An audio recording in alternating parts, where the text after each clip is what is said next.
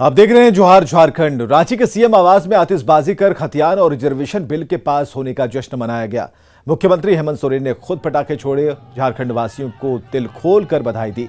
इस मौके पर केंद्रीय सरना समिति और सरना प्रार्थना सभा के प्रतिनिधियों का दल भी सीएम आवास पहुंचा और दोनों बिलों के पास होने पर मुख्यमंत्री हेमंत सोरेन को बधाई दी।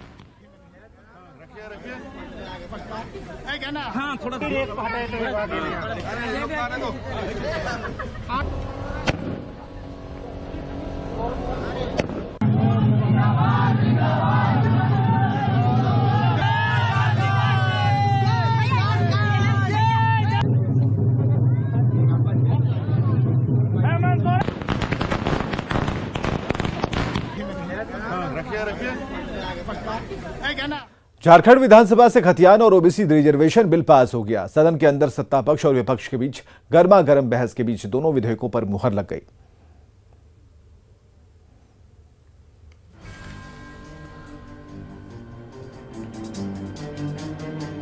झारखंड विधानसभा में 1932 के खतियान पर आधारित स्थानीयता और ओबीसी रिजर्वेशन से जुड़ा बिल पास हो गया। इस मौके पर सदन के अंदर सत्ता पक्ष और विपक्ष के बीच तीखी नोकझोंक हुई। विपक्ष ने सरकार पर जल्दबाजी का आरोप मढ़ दिया, तो वहीं सत्ता पक्ष ने विपक्ष पर जनता को गुमराह करने का आरोप लगा दिया। दोनों पक्षों में गर्मागर्म बहस के बीच दोनों विधेयकों पर सदन की मोहर लग गई। माननीय सदस्यगण, आज का दिन अत्यंत ही ऐतिहासिक रहा। आज सभा गहन विचार विमर्श के उपरांत दो ऐसे विधेयकों को पारित किया है जो राज्य को नई दिशा प्रदान करेगी। इसके लिए माननीय मुख्यमंत्री सहित सभी सम्मानित सदस्यगण धन्यवाद के पात्र हैं। 1932 का खतियान ही अब झारखंड में स्थानीयता का आधार होगा, यानी स्थानीय नीति के तहत 1932 से जुड़ा खतियान ही मान्य होगा। 1932 के खतियान में दर्ज पूर्वजों के वंशजों को ही स्थानीय माना जाएगा। इसके अलावा ग्राम सभा भी स्थानीयों की पहचान कर सकेगी। जिनके पास खतियान होगा उन्हें झारखंड की डोमिसाइल नीति के तहत आरक्षण का लाभ मिलेगा।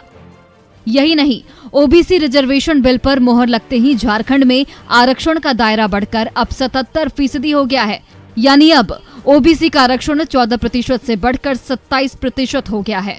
तो एससी को 10 की जगह 12% आरक्षण का लाभ मिलेगा। एसटी का आरक्षण 26% से बढ़कर 28% हो गया है। तो ईडब्ल्यूएस के लिए 10% आरक्षण का प्रावधान है। मुख्यमंत्री हेमंत सोरेन ने आज के दिन को ऐतिहासिक करार दिया है।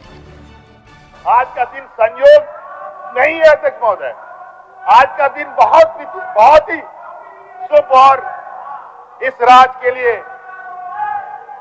एक ऐसा दिन के रूप में इसको जाना जाएगा अध्यक्ष महोदय, जो इस राज्य के लिए किसी स्वर्ण अक्षरों में लिखा जाएगा। अध्यक्ष, झारखंड में चल रही राजनीतिक उठापटक के बीच दोनों बिलों पर मोहर लगाकर सत्ता पक्ष ने प्रदेश की जनता का दिल जीतने की जरूर कोशिश की, पर विपक्षी दलों के नेता इसे सत्ता पक्ष की स्टंटबाजी करार दे रहे हैं। झारखंड विधानसभा के विशेष सत्र में आज 1932 खतियान और ओबीसी रिजर्वेशन बिल पास हो गया। इसका सत्ता पक्ष ने स्वागत किया है तो विपक्ष ने जोरदार निशाना साधा। मोबाइल नंबर भी 1932, दिल में भी 1932। तो फिर आपके 1932 तो बीजेपी सवाल क्यों उठा रही है? अरे उनका काम है सवाल उठाना, जवाब देना काम नहीं। अच्छा, 32 इतना आ गया है कि दिल के साथ दिमाग में भी चला गया, एकदम सबका एक एक दिमाग चला गया। तो निश्चित रूप से इनको कोई स्कोप नहीं लग रहा था कि हम कोई संशोधन लाए। वो तो विपक्ष की कमजोरी है। सीधे ऐसे ही केंद्र को भेज दिया गया है। हाँ, ये तो केंद्र को भेजा जाएगा। अब केंद्र के पाले में दोनों इस आनन फानन में कोई भी बिल आज देख रहे होंगे कि उनको बार बार इधर से उधर से पुर्जी लोग ला करके लोग बता रहे थे, तो इसे समझ में आता है कि मुख्यमंत्री जी कोई तैयारी नहीं किए हुए थे। इतना ढोल बजा इस विषय को लेकर, इतनी लोगों में उत्सुकता थी, आपने सारी उत्सुकता को मार दिया। पहली बार ऐसा हुआ, इतना महत्वपूर्ण जिस विधेयक को आपने दर्शाया और जो महत्वपूर्ण भी था, चाहे 1932 खतियान का मामला हो या ओबीसी को आरक्षण देने का मामला हो, दोनों विषय पर दलीय रूप से चर्चा आपने नहीं कराया। दलीय रूप से चर्चा न कराना ही आपकी मंशा को दिखाता है कि आप सही रूप से। झारखंड विधानसभा में खतियान और रिजर्वेशन बिल पर मुहर लगते ही पूरा झारखंड खुशी से झूम उठा। गोड्डा से लेकर बोकारो, रामगढ़ और गिरिडीह से लेकर हजारीबाग और गढ़वा में जेएमएम और कांग्रेस नेताओं ने जमकर आतिशबाजी की। और 6 शहरों की तस्वीरें हम आपको दिखा रहे हैं। गठबंधन के नेता जश्न में डूबे नजर आ रहे हैं।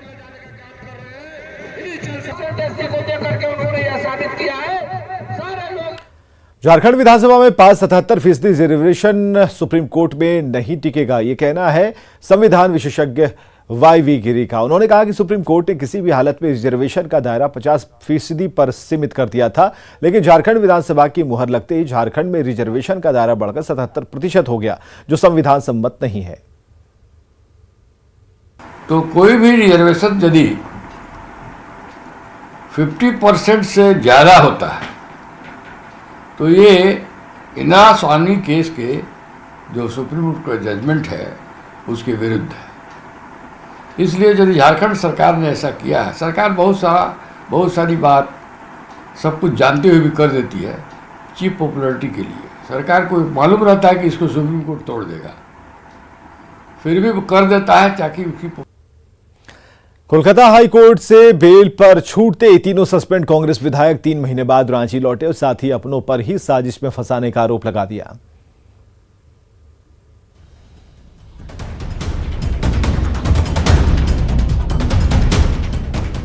कलकत्ता हाईकोर्ट से बेल पर छूटते ही तीनों सस्पेंड कांग्रेस विधायकों इरफान अंसारी, नमन विक्सल कोंगाड़ी और राजेश कच्छप ने 3 महीने बाद रांची की धरती पर कदम रखा। फूलों से लदी तीनों विधायकों की गाड़ी जैसे ही विधानसभा के बाहर रुकी, मीडिया ने उन्हें घेर लिया। लगे हाथ तीनों विधायकों ने अपने ऊपर लगे तमाम इल्जामों को सिरे से खारिज कर दिया और अपनों पर ही साजिश के तहत फंसाने का आरोप लगा दिया। जो मिले थे वो बरी है जो नहीं मिले थे वो फंसे। यही तो रोना है, यही विडम्बना है। जो मिलकर आए वो ईडी आईटी की दबिश पड़ रही है उन पर, तो ये बात सही है, उन्होंने कुछ किया है गड़बड़। देखिए, एक कहावत है ना, जस करनी तस भोग भी जाता, नरक जाता पीछे पछताता। तो होगा, जैसा कीजिएगा वैसे मिलेगा। हम जैसे किए हमको मिला सजा। अगस्त के महीने में तीनों विधायकों को 49 लाख रुपए कैश के साथ कोलकाता पुलिस ने गिरफ्तार किया था। आरोप लगा कि बीजेपी से मिलकर तीनों विधायकों ने गठबंधन की सरकार गिराने की साजिश रची। तब से इन पर जांच चल रही है, पर लंबी न्यायिक और जांच प्रक्रिया से गुजरने के बाद तीनों विधायक बेल पर वापस घर लौटे तो इसकी खुशी उनके चेहरों पर झलकने लगी, तो अपनों से दूरी का गम भी छलक पड़ा। हमारा अरेस्टिंग के बाद मेरे पिताजी को पैरालिसिस हो गया, उनसे नहीं मिल पाया, अभी तक नहीं मिला हूँ। और उसके बाद हमारे जो कार्यकर्ता हैं उनसे नहीं मिल पाया। बहुतों को काम जो रहता था तो कोलकाता साइन कराने के लिए जाता था, हमारा स्टाफ के माध्यम से जाता था, साइन करके उनको भेजता था। जो गैपिंग था आज आ रहा था तो कई एक के लोगों में आंसू था। तीनों विधायकों को अदालत से जमानत तो मिल गई, पर अभी भी लंबी लड़ाई बाकी है, क्योंकि खुद कांग्रेस ने ही उन पर स्पीकर कोर्ट में दल बदल का केस कर दिया है। इस पर इन विधायकों ने कांग्रेस आलाकमान से गुहार लगाने की बात कही है। हमारे आला अधिकारी से हम मिलेंगे और उन्हें सच्चाई को बताएंगे कि सच्चाई क्या है। और जिस तरह से हम लोगों ने अपने इस पार्टी और सरकार के लिए जान जोखिम में डालकर काम किए हैं, इस सरकार को गिराने के बारे में हम लोग सोच भी नहीं सकते हैं।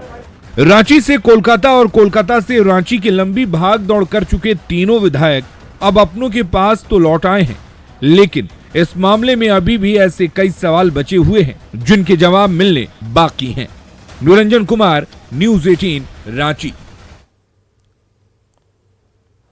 रांची के कारोबारी विष्णु अग्रवाल से ईडी दफ्तर में पूछताछ हुई। उनसे बरियातू में सेना की जमीन की खरीद फरोख्त के बारे में सवाल जवाब किया गया। इससे पहले बुधवार को भी ईडी ने विष्णु अग्रवाल से पूछताछ की थी।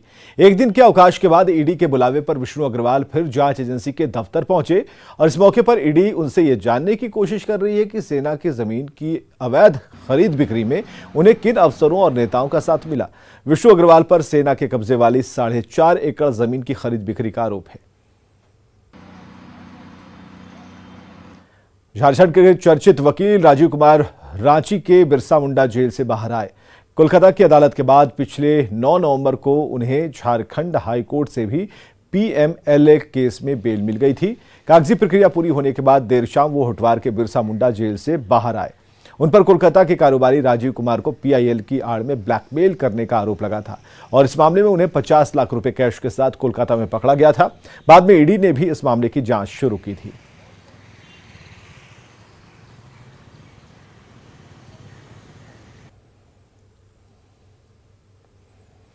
जामताड़ा में शराब पीकर बाइक चलाना 3 युवकों को महंगा पड़ गया। दर्दनाक सड़क हादसे में तीनों की जान चली गई। यह हादसा हुआ साहिबगंज गोविंदपुर रोड पर अंबावाक गांव के पास। बाइक सवार तीनों युवक बगदहा से बेलबुराई जा रहे थे, तभी अचानक उनकी बाइक अंबावाक के पास माइलस्टोन से जा टकराई और तीनों सड़क पर गिर गए। वहीं उनकी मौत हो गई। शराब के नशे में धुत तीनों युवक पार्टी मनाने बेलबुराई गांव जा रहे थे, तभी हादसे के शिकार हो गए। जामताड़ा पुलिस ने तीनों शवों को पोस्टमार्टम के लिए भेजा है।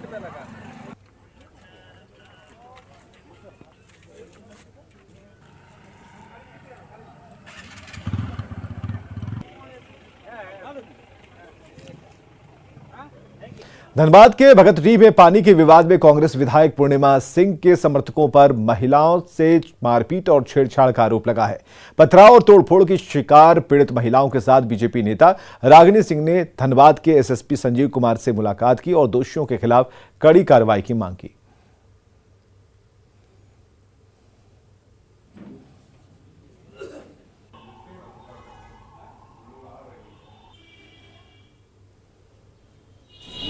जो अगर बोले तो सत्ता के दबाव में पैसा का बिकाऊ,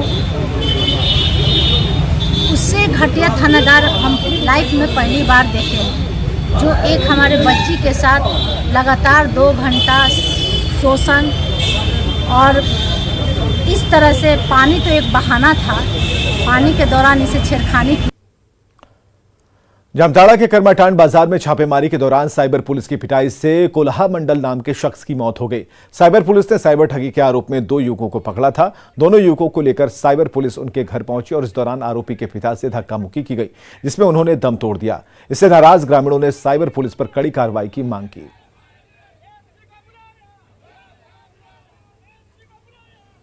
और उसका घर ले जा रहा था, उसका पिताजी खाना खाने जा रहा था, हाथ धो के उसी में उसको पिताजी को पकड़ा और धक्का दे दिया, वो गिर गया। गिरने के बाद वो डेथ कर गया। यहाँ का ग्रामीणों का मांग है कि जो पुलिस प्रशासन यह कारनामा किया उसके ऊपर FIR दर्ज। और जैसे प्रशासन गया उसको, उसका बेटा को शायद खोज रहा था, वो नहीं मिला तो प्रशासन उसको मारा और पीछे से धकेला और धकेलने के बाद वो गिरा और डर और भय से, चाहे जैसे भी हो, प्रशासन तो लगता हमको पीट के उसको मार दिया।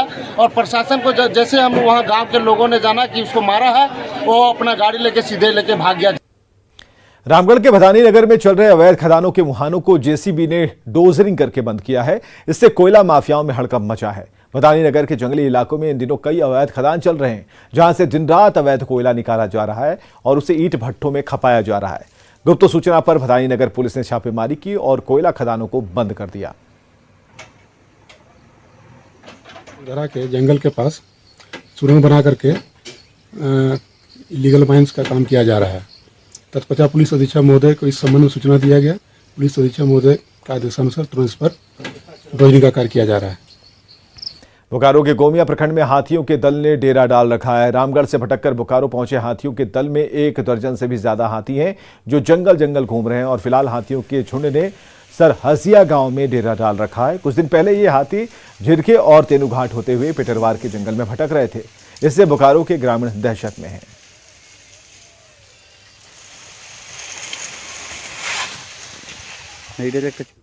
देवघर से अगली खबर, जहां मधुपुर के घर घर में जल्द ही पाइपलाइन से एलपीजी पहुंचाई जाएगी। इसके लिए IOCL ने साल 2019 में काम शुरू किया था, जो अगले साल तक पूरा हो जाएगा। इसके तहत पहले फेज में 38,000 घरों में पाइपलाइन से गैस पहुंचाई जाएगी। इसके लिए सिक्योरिटी मनी के रूप में उपभोक्ताओं से 6,000 रुपये जमा किए जाएंगे और साथ ही देवघर में पहला CNG गैस पंप चालू हो जाएगा।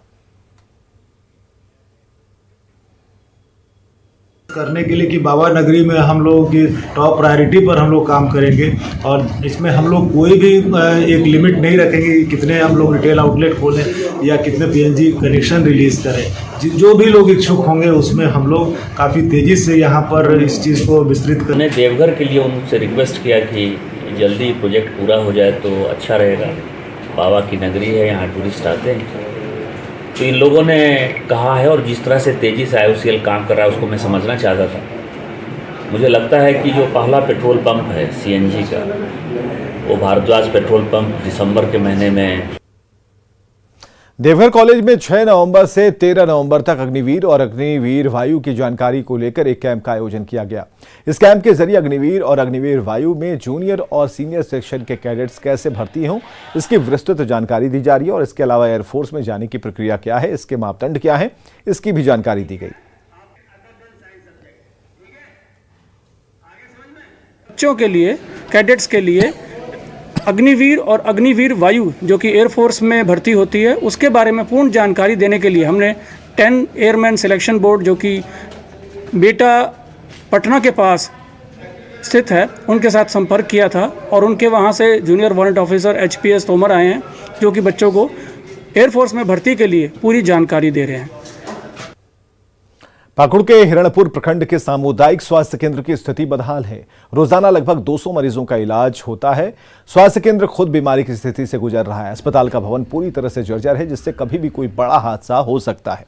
वहीं विभागीय कर्मियों ने बताया कि जर्जर भवन को लेकर कई बार जिला प्रशासन से शिकायत की गई, बावजूद इसके कोई पहल नहीं हुई।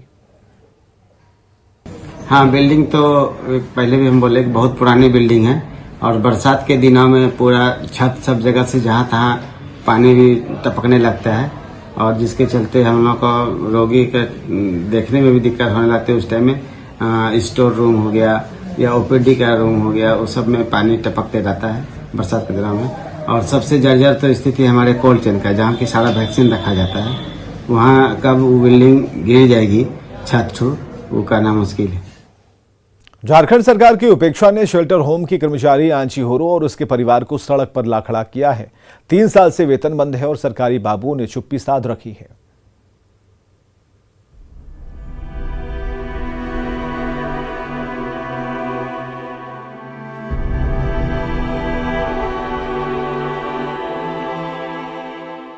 किताब के पन्नों में डूबी नन्ही बिटिया और चूल्हे पर खाना पकाती आंची होरो। 6 साल पहले पति का साया उठ गया और 3 बच्चों की जिम्मेदारी सिर पर आ गई।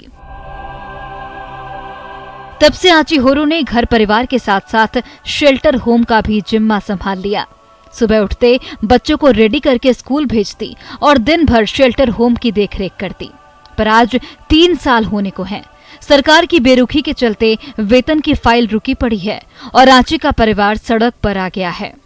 आज हम बात करेंगे एक ऐसी महिला से जिन्होंने 5 साल से ज्यादा नारी निकेतन के लिए काम किया, समाज कल्याण विभाग के लिए काम किया, लेकिन जब बारी इनकी आई तो उनके पूरे घर में अंधेरा छा गया।